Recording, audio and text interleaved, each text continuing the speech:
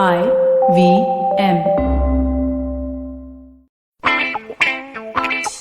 News Kids on the Block. We bring to you stories that top the nation's papers, fresh from the Ascend International School and IVM desk. Hi, I'm Kavya. I'm Anya. And I'm Trivik. And welcome to this episode of News Kids on the Block, where we give you all the top news updates of the week. I'm no longer feeling 22, but I will pass it on to Trivik for our COVID update. Our first update of the day is that on the 26th of November 2021, it's actually Kavya's COVID segment, which I've stolen again for this week. If you think about it, for both these last weeks, you guys have stolen my COVID update, so I don't think we can call it my COVID update anymore, just saying. I think we can because it just feels good to take away things from Kavya. But on the 26th of November, the World Health Organization has found a new variant of the COVID-19 named Omicron or B.1.1.529 and have labeled it a variant of concern. So it was identified in South Africa, and there are currently studies going on in South Africa and across the world as to understand the many different aspects of Omicron, and we will continue to know more about this variant as we get through the following days and weeks. It's still not clear whether Omicron is more transmissible, which means more easy to spread from person to person in comparison to the other variants, but data has suggested that it is. However, it is not known to be more deadly. It is just more infectious and more easy to catch and spreads quicker. The number of COVID-19 hospitalization cases in South Africa has risen, but this does not exactly mean that it is dangerous. It just means that it is spreading faster, and it might not mean that it is more of a concern than the actual Delta variant. However, I will keep an eye out for any updates which you receive in the coming days. The vaccines are still being tested whether our current countermeasures against the COVID-19 variant are effective against this new strand. There has been no evidence to suggest otherwise. In terms of India, the place we live, there have been South African travelers who have tested positive for COVID-19. However, we are still not sure whether it is the Omicron variant or whether it is the Delta or any other variants of COVID-19. Yeah, thanks, Trivik. I think that this new variant is definitely something to be very wary about, because especially since things just sort of returned to whatever you want to call normal, and now the likelihood of there just being a new shutdown is quite concerning, especially to me. The next story that I have for you today comes from the tech world, but Twitter CEO Jack Dorsey resigned, and his replacement, or the new person in charge, is a man by the name of Parag Agrawal. He was the company's chief technologies officer, and he's actually an IITian from Bombay. And I think the story goes that the original CEO, Jack Dorsey, wrote an email to all the companies at the thing saying that he's ready for this company to move away from its founders. And he said that he really trusts Parag Agrawal. And Parag Agrawal, I think, has been working with Twitter for over 10 years now. So it's his time to lead, I think, were the exact words that he said in his email. Something interesting about this story was that now that he's going to become the CEO of Twitter, we see Indian engineers in leading roles in the technology industry, especially in the West. I think Indians often get pegged with this whole, tech guy stereotype, and all Indians go and study math and science and engineering, and they do really well as in it. But I think the larger category of being Indian does not come with the ability to lead or the ability to transform things. I'm not saying it doesn't exist, of course, but I'm just saying that typically we don't. But today, as of Agrawal becoming the CEO, we find 3 Indians at the helm of the tech world, where Sundar Pichai is the CEO of Google and Satya Nadella is, running Microsoft. So I think that was something really interesting to me, and it's really great to see Indians dominating the industry in leadership roles beyond just, being the guy behind the computer or the girl behind that computer. With that, we'll take a short break. Have you ever wondered where the business world is headed? How the ways in which we create, market, and sell to consumers will evolve? Or if we'll ever go back to wearing pants while working? For answers to all of this and more, tune into Advertising is Dead with me, Barbados. Every Tuesday, as I talk to entrepreneurs, leaders, and change makers from across business, media, marketing, and beyond. You can catch all episodes of Advertising is Dead on the IVM Podcasts website, app, or wherever you get your podcast from. Welcome back. You're listening to News Kids on the Block. I'm your co-host Kavya, and apart from the fact that it is the 1st of December and it is pouring cats and dogs like nobody's business outside, I bring to you some very interesting news from the technology world. So as we all know, artificial intelligence and technology has made so many advancements that were beyond everyone's imagination. Robots have been created that can walk and talk and communicate. And now they can also reproduce. Yes, I know. Research proves that living robots can replicate themselves biologically. The scientists who discovered this are also the same scientists who created the first living robots. And these are known as Xenobots, which are synthetic life forms that can basically swim to gather new single cells around them. And then these parent Xenobots, they assemble the baby robots inside their mouths, and the new one grows up and looks exactly like the parent.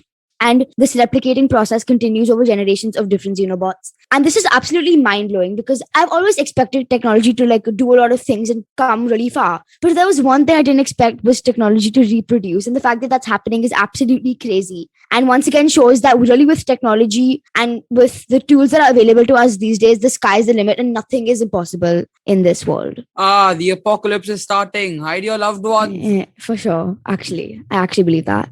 The next story that I have for you today, it comes from a survey where over 30% of women from 14 states and union territories justified having been beaten by their husbands. And basically, this survey put forward, according to an article from Deccan Herald, the survey put forward the probable circumstances under which a husband beats his wife. If he suspects her of being unfaithful, if she disrespects in-laws, if she argues with him, if she refuses to have sex with him, if she goes out without informing him, if she neglects the house or the children, or if she doesn't cook good food. And out of this, like I said, the 30% agreed. And the most common reasons that were given by respondents were to justify why they were being beaten was the neglection of the house or their children and showing disrespect to in-laws. And what I found personally interesting about this was how it's not surprising, but at the same time, it's still very sad that we still associate a woman's breaking of a boundary or her crossing the line by her relations with somebody else. So in this case, it's her children and her in-laws. The survey said that over 75% of women justified men beating their wives in 3 states: Telangana, where it was 84%, Andhra Pradesh, where it was also 84%, and Karnataka, where it was 77%. Maharashtra was at 44%, and I think Himachal was the lowest with 14.8%. The article that I was referring to earlier also quoted Amita Pitre, who is a lead specialist. And she said something really interesting, where she said that there are the tools of patriarchy and women are as much a part of the patriarchal society as men. In fact, women are trained in society to be strict guardians of these norms, especially for daughters and daughters-in-law. And that is one of the most common ways they are perpetuated. So this was a story that I really wanted to share because I think that it's just really interesting to put something like getting beaten up in numbers and then to understand the reasons why you're beaten up. And if you think about it, there's no justification for being beaten up. Exactly. Yeah, Trivik. And with what I said, we will take you into a very, very, very quick break.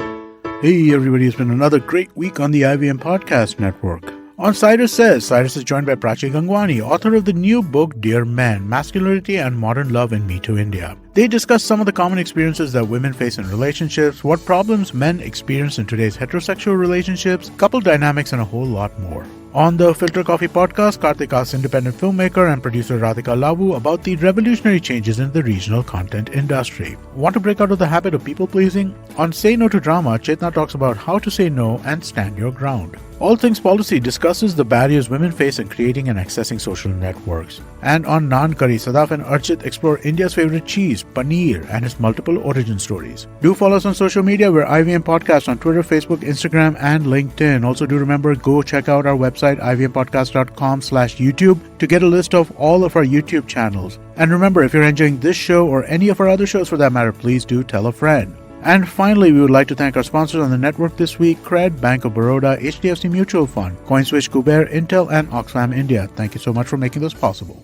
Welcome back to News Kids on the Block. We hand it off to Kavya for our next story. Thanks, Trivik. The next story I have for you comes from the other side of the world in Barbados, where Queen Elizabeth II was officially removed as the head of state of Barbados, which means that Barbados is officially now a republic country. The Dame Sandra Mason was sworn in as the first president of Barbados, and the very popular actor, celebrity, singer, whatever. Rihanna, who is originally from there, was declared as the country's hero, which must be such a proud and prestigious moment for her and for everyone else in that country. So this is really interesting and cool news. And I'll hand it over to Trivik for the most boring story.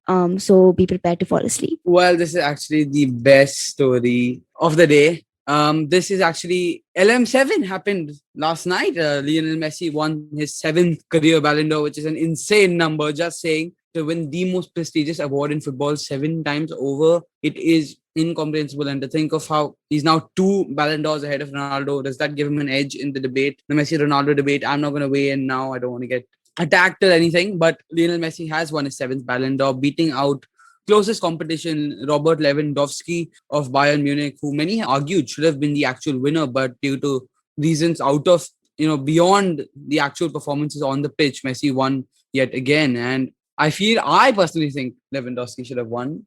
I'm going to let you guys have your own opinions.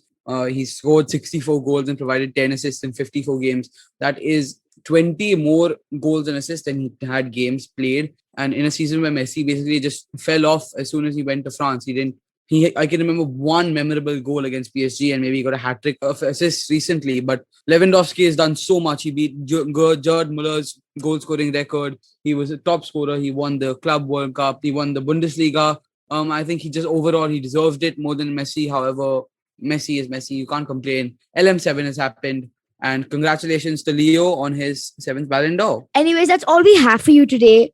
We hope you enjoyed this episode of News Kids on the Block. Don't forget to tune in to us every Friday for our fresh take on the news from across the globe. If you like this podcast, don't forget to check out other podcasts on the IVM network. You can listen to us on the IVM Podcast app or ivmpodcast.com.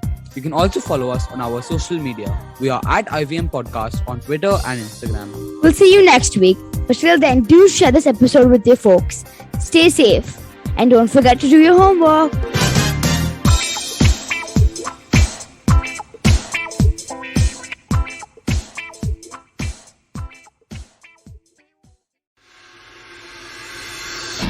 If you're a cricket fan, check out Edges and Sledges, India's favorite cricket podcast. The podcast focuses on Indian cricket, the IPL, and has a ton of banter both on and off the field. We talk about the week's biggest cricket stories with current and ex-international cricketers, coaches, or sometimes just between us. And it's hosted by me, DJ. Me, Varun. And me, Ashwin. New episodes release every week. You can catch us on the IVM Podcasts website, app, or wherever you get your podcasts from. Check out the Edges and Sledges Cricket Podcast. Eventually, you'll see the end of your childhood, get accustomed to womanhood, enjoy the experience of sisterhood, might get to wifehood, or not, choose motherhood, or not. You'll learn to define your personhood, earn a livelihood, change the neighborhood, and get rid of the falsehood that life post-academia is easy. So join me, Natasha, and me, Ayushi, on a journey from station starting point to station, what now? Next station, Pudin station, and hopefully, Agla station, adulthood. Fresh episodes out every Thursday.